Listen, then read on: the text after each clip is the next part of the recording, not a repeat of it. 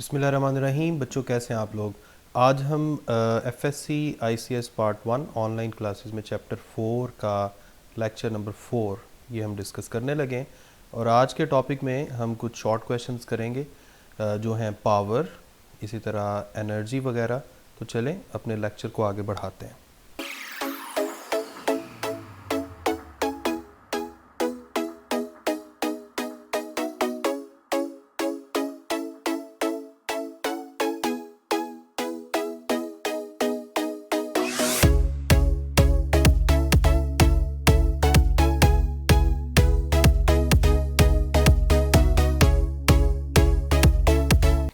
जी, तो स्क्रीन पर आप देख सकते हैं हमारा आज का जो टॉपिक है, और ये है पावर।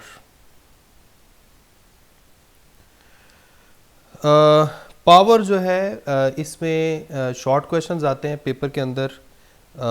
सामने कुछ शॉर्ट क्वेश्चन सामने लिखे हुए आपको नज़र भी आ रहे हैं।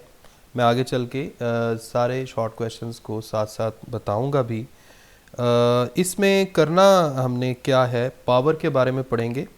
इसके अलावा पावर और वेलोसिटी के दरमियान एक रिलेशन होता है, P is equal to F dot V, वो देखेंगे।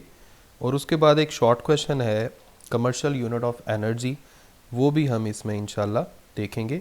और उसके बाद हम ये एक छोटा सा टॉपिक है एनर्जी का, ये पढ़ेंगे। तो चलते हैं अपने टॉपिक की तरफ, पावर। अच्छा जी, पावर क्या है।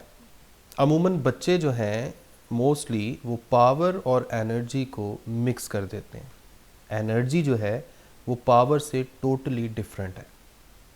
चलें टोटली डिफरेंट ना कहें, लेकिन एक जैसे एटलीस्ट ये नहीं है। एनर्जी और पावर में एक थोड़ा सा डिफरेंस ये है कि फ़र्ज़ करें अगर मैं एनर्जी को डिफ़ाइन करना चाहूँ तो एनर्जी क्या है, काम करने की सलाहियत। अगर कोई बॉडी वर्क कर सकता है तो समझे उसके अंदर एनर्जी है। लेकिन अगर कोई बॉडी गिवन टाइम में ज़्यादा वर्क कर सकता है, या ये कह लीजिए कि कोई बॉडी गिवन टाइम में कितना वर्क करता है, तो इसे हम बोलते हैं पावर। यानी एनर्जी और वर्क एक ही है। आप ये समझ लें कि ये दोनों एक ही चीज़ हैं। अगर एनर्जी है तो वर्क हो सकता है, अगर वर्क हो रहा है तो समझें कहीं ना कहीं से एनर्जी लग रही है, ठीक है। लेकिन गिवन टाइम में कितनी एनर्जी लग रही है, फ़र्ज़ करें आपसे कोई ये कहता है कि 1 सेकंड में आप कितनी एनर्जी लगा सकते हैं, या 1 सेकंड में आप कितना वर्क कर सकते हैं, तो इसे हम बोलेंगे पावर। अगर आप 1 सेकंड में 1 ईंट उठा सकेंगे तो आपकी कोई ना कोई पावर होगी। लेकिन अगर आप एक ही सेकंड में 2 ईंटें उठा सकेंगे तो इसका मतलब है 1 ईंट उठाने के मुकाबले में आपने डबल पावर लगाई है, क्योंकि एक ही सेकंड में आप पहले से डबल काम कर रहे हैं। इसी तरह अगर आप एक ही सेकंड में 2 की बजाय 3 ईंटें उठा सकेंगे तो इसका मतलब है आपने 3 गुना काम किया है उतने ही टाइम में, यानी आपने 3 टाइम्स पावर लगाई है, ठीक है। तो वर्क और पावर में क्या डिफरेंस है। वर्क क्या है, एनर्जी लगाने से जो आप काम करते हैं, जैसे एनर्जी और वर्क का मैंने रिलेशन बताया। और पावर क्या है, पावर जो है वो वर्क या एनर्जी का टाइम के लिहाज से जो वैल्यू है, इनकी टाइम के लिहाज से जो वैल्यू है, उसको हम बोलते हैं पावर। कि किसी बॉडी ने गिवन टाइम में कितना वर्क किया है, ठीक है। सो काम करने की शरह या काम करने की टाइम के लिहाज से जो शरह है, इसे हम बोलेंगे पावर, ठीक है। तो अगर कोई बॉडी गिवन टाइम में ज़्यादा एनर्जी लगा रहा है या ज़्यादा वर्क कर रहा है तो समझें वो ज़्यादा पावर इस्तेमाल कर रहा है।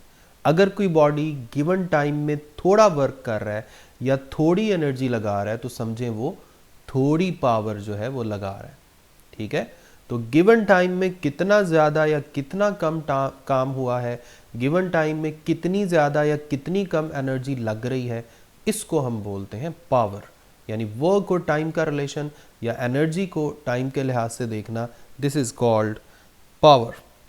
तो सबसे पहले पावर की आपके पास आ जाती है definition, the rate of doing work. इसी तरह the power is the measure of the rate at which work is being done, यानी वर्क जो है वो टाइम के लिहाज से कितना ज़्यादा या कितना कम हो रहा है। अब जब भी इस तरह की डेफिनेशन आप लिखते हैं, the rate of doing work या the time rate of doing work, तो इसके लिए फिर आप कुछ ऐसा रिलेशन बनाएंगे जैसे power is equal to work divided by time. ये इसका बेसिक रिलेशन हो गया।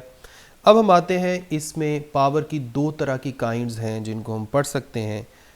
First is average power and second is instantaneous power. Average power and instantaneous power. Average जो है, हम चैप्टर 3 में भी एवरेज कुछ क्वांटिटीज़ करके आए हैं, जैसे एवरेज वेलोसिटी या एवरेज एक्सेलरेशन। तो एवरेज का यहाँ भी कुछ वैसा ही मतलब है। जैसे एक बंदा है, उसने 1 सेकंड में एक ईंट उठा के छत पे रख दी, फिर अगले 1 सेकंड मैंने थोड़ा टाइम बता दिया, 1 मिनट में फ़र्ज़ करें। इसी तरह 2 मिनट में उस ईंट को उठा के किसी और छत पे पहुंचा दिया। अगले 3 मिनट्स में उसने उसी ईंट को उठा के कहीं और पहुंचा दिया, यानी उसने ये वर्क 3 मुख्तलिफ हिस्सों में किया। अगर आप उसके टोटल वर्क को टोटल टाइम से डिवाइड करते हैं, यानी उसने टोटल जितना भी वर्क किया है सुबह से लेके शाम तक, और जितना भी टोटल टाइम लगा, अगर आप दोनों की रेशो ले लें, so this is something called average power. ठीक है, तो इसे आप क्या बोलेंगे? Average power. So average power is equal to total work divided by total time. Total work को आप डेल्टा डब्ल्यू से जाहिर कर दें और टोटल टाइम को डेल्टा टी से जाहिर कर दें। ठीक है, लेकिन अगर आपसे कोई ये पूछे कि किसी ख़ास लम्हे में उसने कितनी पावर लगाई है, जैसे फ़र्ज़ करें मैं एक बंदे को देख रहा हूँ और वो मेरे सामने से गुज़र रहा है, कोई उसने ईंटें उठाई हुई हैं, कोई काम कर रहा है, तो मैं उससे कहूँ कि इस वक्त वो कितनी पावर लगा रहा है। तो इसके लिए आप क्या करेंगे? जो फ़र्ज़ करें आपने टाइम का वेट किया, सुबह से लेके शाम तक आपने जो टाइम का इंटरवल काउंट किया, डेल्टा टी, ये बहुत बड़ी वैल्यू है अगर आप सुबह से लेके शाम तक की बात करें। लेकिन अगर आप इसी टाइम इंटरवल को छोटा करते जाएं, इतना छोटा कर दें कि ये ज़ीरो को अप्रोच करना शुरू हो जाए, तो इस वक्त वर्क और टाइम की जो भी रेशो होगी, इसे हम नाम देंगे इंस्टेंटेनियस पावर। सो कुछ भी नहीं करना, सिर्फ एवरेज पावर के फॉर्मूला के साथ लिमिट लगा देनी है, delta T approaches to zero. ठीक है, और इसका मतलब क्या होगा कि limiting value of delta W divided by delta T as the time interval approaches to zero. ठीक है, तो पावर जो है, इसमें हमें डायरेक्शन की बताने की ज़रूरत नहीं पड़ती, इसलिए ये स्केलर क्वांटिटी है। इसका ऐसा यूनिट क्या होता है? वॉट। ठीक है, एक होती है वाट, वाट लगा दी किसी ने, लेकिन ये वो वाली वाट नहीं है, ये वॉट है। ठीक है, वॉट जो है ये बेसिकली साइंटिस्ट का नाम था। अगर हम पावर का बेसिक फॉर्मूला देखें तो वो क्या है? Work divided by time. तो अगर हम कहें 1 जूल वर्क अगर 1 सेकेंड में होता है, तो समझें उस ऑब्जेक्ट ने कितनी पावर डिलीवर की है? 1 वॉट। ठीक है, so watt is defined as the power delivered when 1 joules of work is done in 1 second. 1 joule of work is done in 1 second. ठीक है, so this is watt. इसके बाद आ जाएं इसकी डायमेंशंस पे। मैंने आपको पहले भी शायद एक लेक्चर में बताया था कि डायमेंशंस निकालने के लिए बड़ा ही आसान मेथड होता है कि आप यूनिट्स को बेस यूनिट्स में कन्वर्ट कर लें। हम जानते हैं 1 joule is equal to kilogram metre square per second square. नीचे 1 सेकंड है, इसे ऊपर ले जाएं तो ये आपके पास बन जाएगा किलोग्राम मीटर स्क्वायर सेकंड की पावर -3। अब आप इसको बड़ी आसानी से डायमेंशंस में कन्वर्ट कर सकते हैं। आप देखें किलोग्राम मैस का यूनिट है, उसकी जगह डायमेंशन आ गई कैपिटल एम। मीटर लेंथ का यूनिट है, उसकी जगह डायमेंशन आ गई कैपिटल एल, वो एल का स्क्वायर बन गया। सेकंड टाइम का यूनिट है, उसकी जगह डायमेंशन आ गई कैपिटल टी, और वहाँ सेकंड की पावर -3 है, यहाँ पर कैपिटल टी की पावर -3 हो जाएगी। तो यहाँ तक हमने क्या किया, हमने सिर्फ पावर को डिफाइन किया, हमने पावर की दो काइंड्स को देखा, एवरेज और इंस्टेंटेनियस पावर। फिर हमने क्या किया जी, हमने ये बताया कि पावर स्केलर है या वेक्टर है, this is a scalar quantity. फिर हमने क्या बताया कि इसका ऐसा यूनिट क्या है, वॉट को डिफाइन किया। फिर हमने उसकी डायमेंशंस देखी।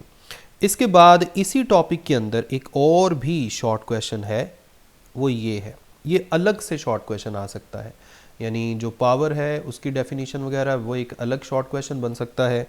और पावर एंड वेलोसिटी, ये जो मैंने हेडिंग लगाई हुई है, this is a separate short question, ठीक है। वो या तो कहेगा find out the relation between power and velocity, या वो आपसे ये कहेगा prove that P is equal to F.V। इसमें F जो है ये फोर्स वेक्टर है, V वेलोसिटी वेक्टर है, और दरमियान में डॉट प्रोडक्ट है जो आपको नज़र आ रहा है, या स्केलर प्रोडक्ट। अच्छा, फ़र्ज़ कर लें कि, अच्छा सबसे पहले तो आप इस रिलेशन को ज़रा गौर से देख लें। यहाँ पर आपको जो P नज़र आ रहा है, इसके नीचे ना तो एवरेज लिखा हुआ है, ना INST यानी इंस्टेंटेनियस भी नहीं लिखा हुआ। तो आप ये बात याद रखें, अगर नीचे कुछ भी मेंशन ना हो तो हमने उसे इंस्टेंटेनियस ही कंसीडर करना है। इसका मतलब है यहाँ पर ये जो रिलेशन आप देख रहे हैं, दिस इज़ इंस्टेंटेनियस पावर, ठीक है। अच्छा, फ़र्ज़ कर लें एक ऑब्जेक्ट है, फ़र्ज़ करें गाड़ी है, एक कार है, वो जो जा रही है, उसके इंजन की वजह से जो टोटल फोर्स डेवलप हो रही है, जिसकी वजह से गाड़ी फॉरवर्ड डायरेक्शन में मूव कर रही है, फ़र्ज़ करें वो फोर्स है F, ठीक है। यानी इंजन की वजह से टोटल जो फोर्स लग रही है गाड़ी को प्रोपेल करने के लिए, दैट इज़ कंसिडर F, ठीक है। अच्छा, इसकी वजह से गाड़ी के अंदर कोई ना कोई वेलोसिटी डेवलप हुई है। आप फ़र्ज़ करें गाड़ी को किसी एक इंस्टेंट में देख रहे हैं, और आप देख रहे हैं कि उसके स्पीडोमीटर पे उस वक्त वेलोसिटी कितनी है, या स्पीड की मैग्नीट्यूड कितनी है, वेलोसिटी की मैग्नीट्यूड सॉरी, स्पीड कितनी है। तो जो भी उसकी वेलोसिटी आपको नज़र आ रही है, दैट इज़ इंस्टेंटेनियस वेलोसिटी, ठीक है। तो फ़र्ज़ करें उसको आप V का नाम दे दें। तो प्रूव हमने ये करना है कि फोर्स और वेलोसिटी का जो डॉट प्रोडक्ट है वो पावर के इक्वल होता है। अच्छा, यहाँ पर स्टार्ट हम लेते हैं इंस्टेंटेनियस पावर के उसी फार्मूला से जो आपने अभी थोड़ी देर पहले डेफिनेशन में देखा। अच्छा, हम ये जानते हैं कि, चलें यहाँ पर मैं आपको ये बता देता हूँ, W किसके इक्वल होता है जी, W इक्वल होता है जी dot product of force and displacement. अब आप मुझे ये बताएं, जब गाड़ी मूव कर रही है, फ़र्ज़ कर लें कि फोर्स तो कांस्टेंट है, यानी यूनिफॉर्म फोर्स है जो इंजन की वजह से लग रही है, यानी एक्सेलरेशन में ना हम इजाफा कर रहे हैं ना कमी कर रहे हैं। तो यूनिफॉर्म फोर्स है, अगर यूनिफॉर्म फोर्स लग रही है तो तब्दीली किस में आ रही है, तब्दीली आ रही है जनाब डेल्टा में, सॉरी डिस्प्लेसमेंट में। डिस्प्लेसमेंट मुसलसल चेंज हो रहा है, यानी इसके साथ आप डेल्टा लगा देंगे तो फिर लेफ्ट हैंड साइड पे W के साथ भी डेल्टा आएगा। So delta W is equal to F dot delta D. आप इसको यहाँ पर पुट कर लें। जब आप इसको यहाँ पर पुट कर लेंगे तो आपके पास रिलेशन जो है ये कुछ ऐसा हो जाएगा, limit delta T approaches to 0 F dot delta D divided by delta T, ये आपके पास बन गया। इसके बाद आप क्या करेंगे, हम जानते हैं चूंकि फोर्स कांस्टेंट है, फोर्स में कोई तब्दीली नहीं आ रही, तो चूंकि फोर्स कांस्टेंट है इसको हम लिमिट से पहले लिख सकते हैं, यानी force is constant, it does not depend upon the time interval. तो हम क्या कर लेते हैं जी, लिमिट को अंदर लिख लेते हैं, delta T approaches to 0 delta D divided by delta T, ठीक है। अब ये आप देखें, अगर आपको चैप्टर 3 में इंस्टेंटेनियस वेलोसिटी वाला फार्मूला याद है, तो दिस इज़ इंस्टेंटेनियस वेलोसिटी। यहाँ भी नीचे मैंने INST नहीं लिखा, इसका मतलब क्या है कि ये भी इंस्टेंटेनियस वेलोसिटी है। तो आपके पास बड़ी आसानी से F डॉट V ये रिलेशन प्रूव हो गया। तो ये पावर जो है इसको हमने साबित कर दिया है, power is equal to dot product of force and velocity, ठीक है। यही रिलेशन था जो आपने प्रूव करना था। यहाँ पर जो हुआ है इसे आप इग्नोर कर लें, बाकी सारा कुछ जो है वो आप देख सकते हैं। ठीक हो गया। So power can be defined as the dot product of force and velocity. ठीक है, तो आपने यहाँ पर क्या किया है, आपने सिंपली पावर का रिलेशन जो है ये प्रूव किया है। अगर वो आपसे शॉर्ट क्वेश्चन में सिर्फ ये पूछे prove that P is equal to F dot V, तो आप सिर्फ इतना लिखेंगे। ये सामने कुछ जो आपको रिटन फॉर्म में स्टेटमेंट्स नज़र आ रही हैं, क्योंकि थोड़ी सी थ्योरी जो है वो भी लिखना ज़रूरी होती है। आपने ये बताना है कि आप जो मैथमेटिकल स्टेप्स कर रहे हैं ये कहाँ से आए हैं या ये आपने क्यों लिखे हैं। ठीक है, तो नेक्स्ट ये एक तीसरा शॉर्ट क्वेश्चन है यहाँ पर। This is commercial unit of energy. What is commercial unit of energy? वो आपसे कहेंगे what is commercial unit of energy, prove that 1 kilowatt hour is equal to 3.6 mega joules. तो सबसे पहले तो आप ये बताएंगे, देखें कमर्शियल यूनिट ऑफ एनर्जी का मतलब है जिस एनर्जी के यूनिट के मुताबिक हमारी बिलिंग होती है या हमारे घर के बिल आते हैं या गैस के इलेक्ट्रिसिटी के जो बिल्स आते हैं, मतलब एनर्जी की जो कंजम्पशन हो रही है उसकी जो बिलिंग है वो इस यूनिट के मुताबिक आती है। तो आप सबसे पहले तो आंसर ये करेंगे commercial unit of energy is kilowatt hour. अब सबसे पहला क्वेश्चन ये है कि क्या ये एनर्जी का यूनिट है या पावर का यूनिट है? तो बड़ा सिंपल इसका आंसर है। आप ये बात जहन में रख लें, चूँकि पावर जो है वो इक्वल होती है वर्क डिवाइडेड बाय टाइम के, तो यहाँ से वर्क या एनर्जी, मैंने आपको थोड़ी देर पहले ये भी बताया था कि वर्क और एनर्जी तकरीबन एक ही चीज़ है, एक ही चीज़ के दो नाम हैं, कॉन्सेप्ट दोनों का एक जैसा है। वर्क किसके इक्वल आएगा? Power multiplied by time. Power का यूनिट होता है वॉट, टाइम का यूनिट आप फर्ज करें सेकंड ले लें, वर्क या एनर्जी का यूनिट क्या आएगा? जूल्स। साबित ये हुआ कि अगर पावर के यूनिट को टाइम के यूनिट से मल्टीप्लाई करें तो वर्क या एनर्जी का यूनिट आता है। अब आप यहाँ पर देखें, ये जो किलोवाट आवर लिखा हुआ आपको नज़र आ रहा है, इसमें जो वॉट है ये पावर का यूनिट है और जो है ये टाइम का यूनिट है। ठीक है, चाहे आप सेकंड लिख लें, मिनट लिख लें, और लिख लें, डे लिख लें, मंथ लिख लें, ईयर लिख लें, ये सारे टाइम के यूनिट्स हैं। ठीक है, इसका मतलब है पावर के यूनिट को सिंपली आपने टाइम के यूनिट से मल्टीप्लाई किया है। ये जो किलो है ये तो सीधी सी बात है, किलो का मतलब है 1000 या 10⁻³ तो समझ ये आ गई कि this is the unit of energy. अब ये एनर्जी का कैसा यूनिट है? कमर्शियल यूनिट ऑफ एनर्जी है। 1 kilowatt hour is the work done, हम इसको डिफाइन भी कर सकते हैं।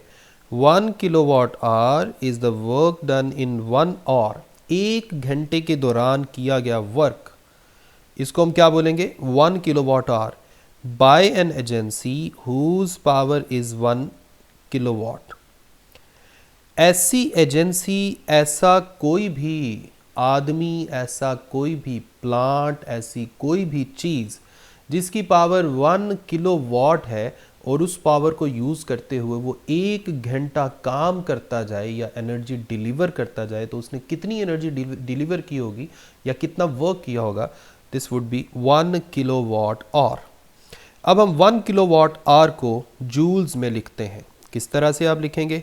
देखें, 1 किलोवाट आवर, अब किलो का मतलब तो होता है जी 1000, वाट का मतलब होता है जूल पर सेकंड, और 1 और जो है उसको अगर आप सेकंड में कन्वर्ट करें तो ये बनता है जी 3600 सेकंड। सेकंड से कैंसिल हो गया, आपके पास बच गया 3 6 और इसके साथ 5 ज़ीरोस। ठीक है, तो आप 7 जूल लिख सकते हैं। अब इसको अगर आप डेसिमल में या साइंटिफिक नोटेशन में कन्वर्ट करें तो डेसिमल शुरू में यहाँ पे होता है 1 2 3 4 5 6, 6 डिजिट आप उसको लेफ़्ट साइड पे लेके आए हैं। इसका मतलब है इसकी वैल्यू आप कैसे लिख सकते हैं? 3.6 मल्टीप्लाइड बाई 10⁻6 जूल्स। अब 10⁻6 जो है इसको हम मेगा भी कह सकते हैं। ठीक है, ये मेगा है, ये एक प्रेफिक्स है जिसे आप मेगा कह सकते हैं। So this is equal to 3.6 mega joules.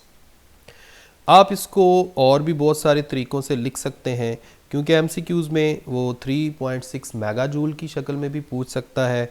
हो सकता है एमसीक्यू में उसने लिखा हो 3.6 मल्टीप्लाइड बाय 10⁻³ किलो जूल्स, क्योंकि अगर आप इसको 10⁻6 को 10⁻³ इंटू 10⁻³ लिख दें और एक 10⁻³ की जगह किलो लिख दें तो ये भी ठीक है। यानी वो आपसे एमसीक्यू में ऐसे भी कह सकता है, वो आपसे एमसीक्यू में ऐसे भी लिख सकता है 3600 किलो जूल्स। तो ये डिपेंड करता है कि एमसीक्यू किस शक्ल में आया है। आपको हर तरह की फॉर्म जो है वो लिखनी आनी चाहिए, ठीक है। तो ये है जी आपका किलोवाट आवर के बारे में। मैंने अभी तक आपको क्या करवाया है मैं एक दफ़ा आपको बता देता हूँ। सबसे पहले आपने किया जी पावर की डेफिनेशन की, एवरेज पावर, इंस्टेंटेनियस पावर, फिर उसकी नेचर देखी, यूनिट देखा और डायमेंशंस देखे। उसके बाद आपने पावर और वेलोसिटी के दरमियान रिलेशन प्रूव किया, P = F.V। उसके बाद आपने क्या किया जी, आपने कमर्शियल यूनिट ऑफ एनर्जी लिखा और उसकी वैल्यू को यहाँ पर, ये मेरे पीछे ये जो है राइट साइड पे जो आपको नज़र आ रहा है ये आपने किया, ठीक है। अब हम चलते हैं एक हमारा नेक्स्ट एक और भी शॉर्ट क्वेश्चन है, एनर्जी। ये अलग से शॉर्ट क्वेश्चन है। वो आपसे पूछेगा जी व्हाट इज़ एनर्जी। तो इसका आंसर तो बचपन से आप सुनते आए हैं, आप पढ़ते आए हैं। Energy is the ability to do work. काम करने की जो सलाहियत है उसे एनर्जी कहते हैं। जो वर्क का एसआई यूनिट है वही एनर्जी का एसआई यूनिट है। वर्क और एनर्जी, इसीलिए मैं थोड़ी देर पहले भी कह रहा था, ये एक ही चीज़ के दो नाम हैं, ठीक है। अगर एनर्जी है तो वर्क हो सकता है, अगर कहीं से वर्क हो रहा है समझें कोई ना कोई एनर्जी जो है वो डिलीवर हो रही है या इस्तेमाल हो रही है, ठीक है।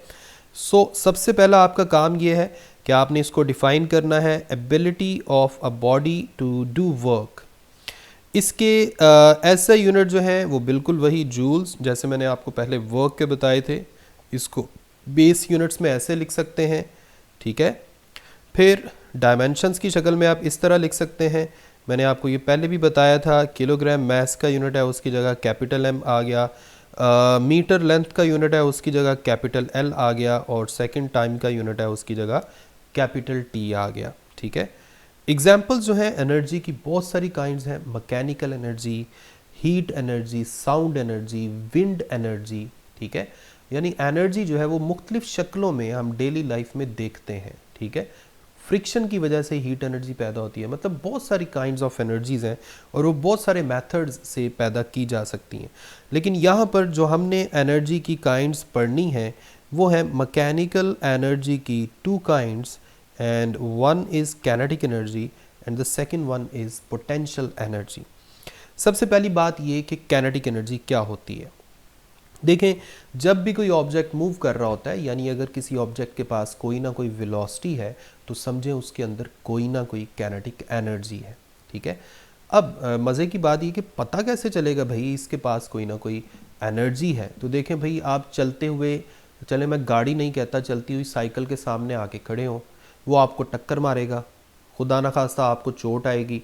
अब आपको जो चोट आई है ये किस वजह से आई है, ये उसकी एनर्जी की वजह से आई है। यानी उस साइकिल ने आपके ऊपर वर्क किया, वो वर्क किस वजह से हुआ, कोई ना कोई एनर्जी यूज़ करके वो वर्क हुआ। वो एनर्जी किसने यूज़ की, साइकिल ने यूज़ की। साइकिल के पास वो कौन सी एनर्जी थी भाई, दैट वाज काइनेटिक एनर्जी, ठीक है।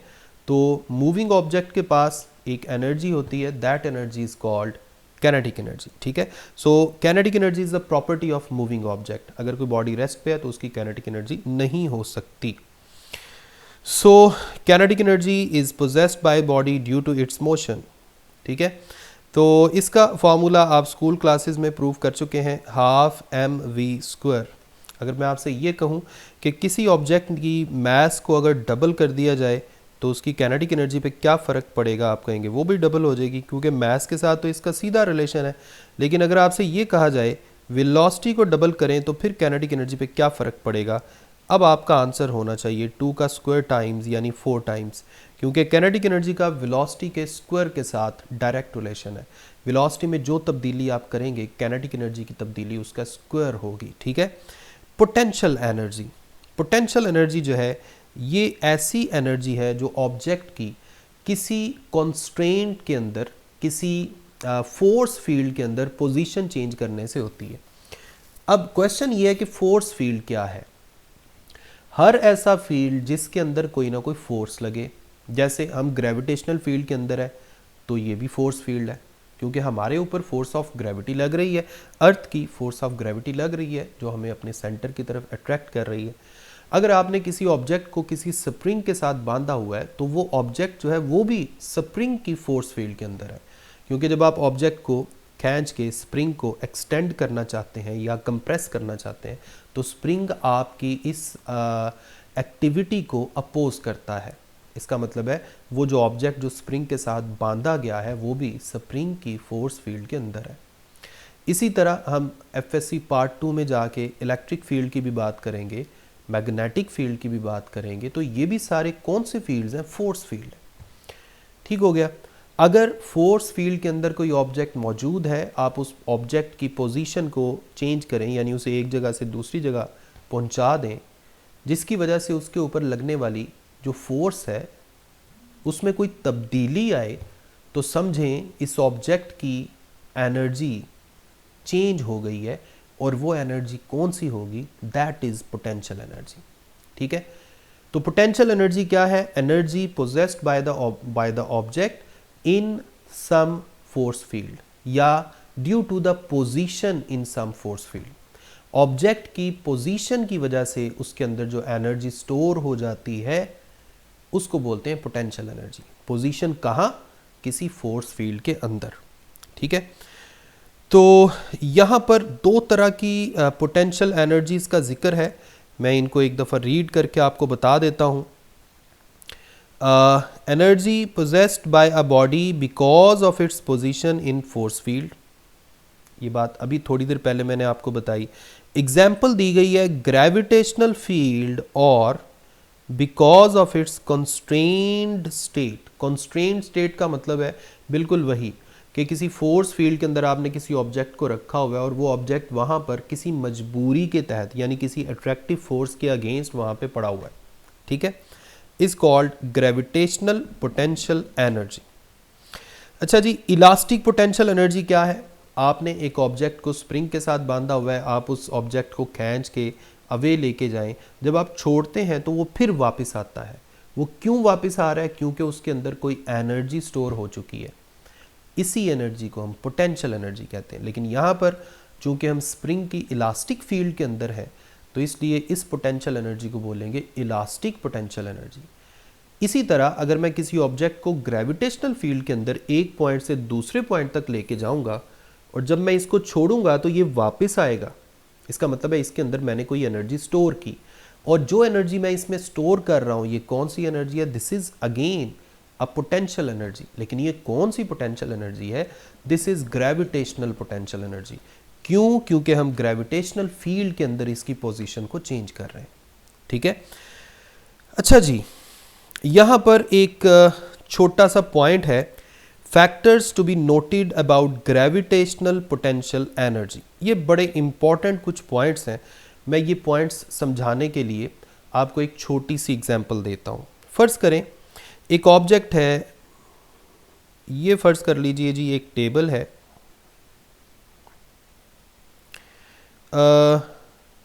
इस टेबल की अर्थ से फर्ज करेंगे अर्थ की पोजीशन है ग्राउंड लेवल है, और ग्राउंड लेवल से इस टेबल की जो हाइट है फर्ज कर लें कि ये है जनाब h1,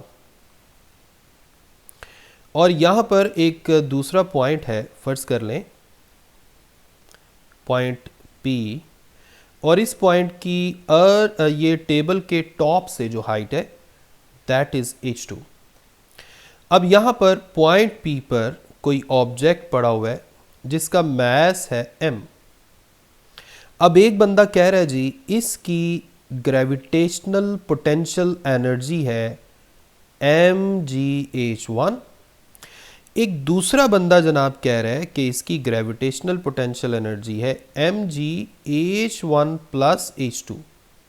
यानी एक बंदे ने सिर्फ उतनी हाइट ली जितनी टेबल के टॉप की हाइट है, और दूसरे बंदे ने एक सेकेंड, नहीं, ये वाला जो बंदा है जनाब, इसने MgH2 नहीं कहा, MgH1 नहीं कहा, MgH2 का है, MgH2, ठीक है। MgH2 जिस बंदे ने कहा उसने सिर्फ उतनी हाइट ली उस बॉल की जितनी टेबल के टॉप से है, और जिस बंदे ने MgH1 प्लस H2 बोला उसने टोटल हाइट ली हुई है, यानी H1 प्लस H2, ये ज़मीन के सरफेस से। अब आपसे मेरा क्वेश्चन ये है कि इनमें से कौन सा बंदा ठीक कह रहा है और कौन सा गलत कह रहा है। एक बात याद रखें, दोनों ठीक कह रहे हैं, ठीक है। दोनों क्यों ठीक कह रहे हैं?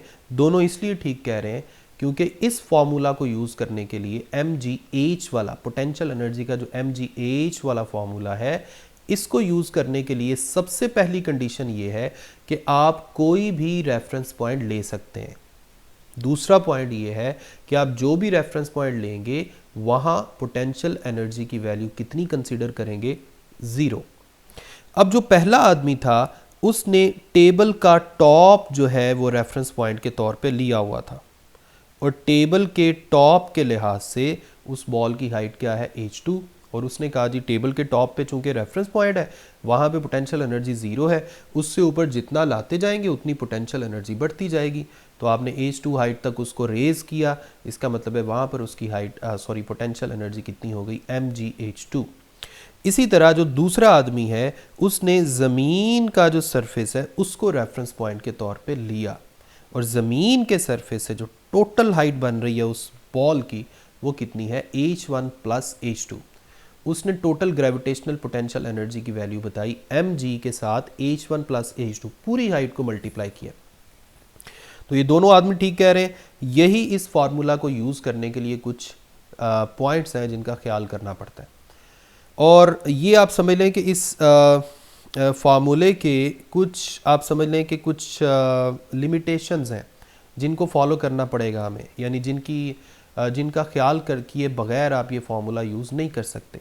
सबसे पहला पॉइंट क्या है कि there is no fix reference point, कोई भी फिक्स रेफरेंस पॉइंट नहीं है with respect to which potential energy is to be measured. दूसरा पॉइंट ये है any point can be taken as reference point, आप किसी भी पॉइंट को रेफरेंस पॉइंट के तौर पर ले सकते हैं। At reference point potential energy is considered to be 0। तीसरा पॉइंट ये है we can calculate change in potential energy, हम पोटेंशियल एनर्जी में तब्दीली निकाल सकते हैं। कैसे? अब ये भी मैं आपको बता देता हूँ। ओके, फर्ज कर लें मैं आपसे ये कहूँ कि हम जनाब इस ऑब्जेक्ट को इस पॉइंट से इस पॉइंट तक मूव करते हैं, तो आपने इस ऑब्जेक्ट को जितना मूव किया, फर्ज कर लें उस हाइट को मैं डेल्टा H का नाम दे देता हूँ। अब चाहे आप ज़मीन पे खड़े होकर देखें हाइट में तब्दीली तो वही होगी, चाहे आप टेबल के सरफेस के ऊपर खड़े होकर देखें जो हाइट में तब्दीली है वो तो दोनों रेफरेंस पॉइंट्स के लिए सेम है, ठीक है। यानी हाइट में जो तब्दीली है ये सेम है फॉर बोथ रेफरेंस पॉइंट्स। ये बड़ा वैलिड और इंपॉर्टेंट पॉइंट है। अब अगर आपसे कोई ये पूछे कि चेंज इन पोटेंशियल एनर्जी यानी डेल्टा PE ये कितना होगा, तो चाहे आप ज़मीन के सरफेस के लिहाज से बताएं, चाहे आप टेबल के टॉप के लिहाज से बताएं, चेंज इन पोटेंशियल एनर्जी दोनों रेफरेंस पॉइंट्स के लिए सेम होगा। इसका मतलब है इस फार्मूला की मदद से हम सिर्फ चेंज इन पोटेंशियल एनर्जी को एक्यूरेटली फाइंड कर सकते हैं। अदरवाइज अगर आप एब्सोल्यूट वैल्यू लिखना चाहें तो वो आप फाइंड नहीं कर सकते, क्योंकि इस फार्मूला के मुताबिक हम कोई भी रेफरेंस पॉइंट ले सकते हैं और हर रेफरेंस पॉइंट पे एक ही ऑब्जेक्ट का पोटेंशियल एनर्जी का आंसर मुख्तलिफ आएगा। यानी ऑब्जेक्ट उधर ही पड़ा हुआ है लेकिन रेफरेंस पॉइंट चेंज करने से पोटेंशियल एनर्जी के वैल्यूज़ जो हैं वो चेंज हो रही हैं। So this formula can only be used to measure change in potential energy.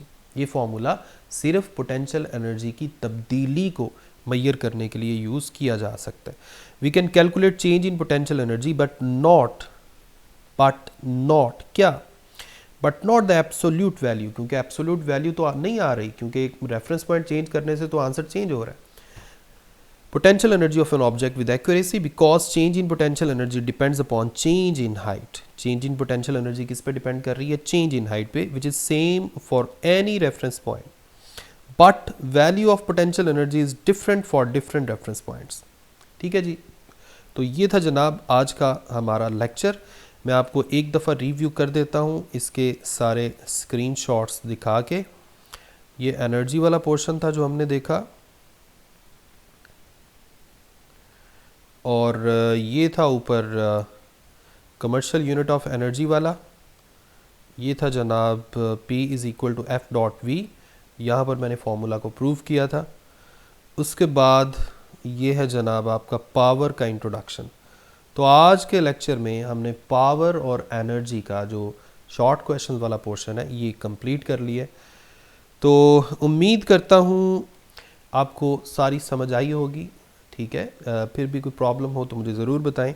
अपना ख्याल रखें, मुझे अपनी दुआ में याद रखें. अल्लाह हाफिज़.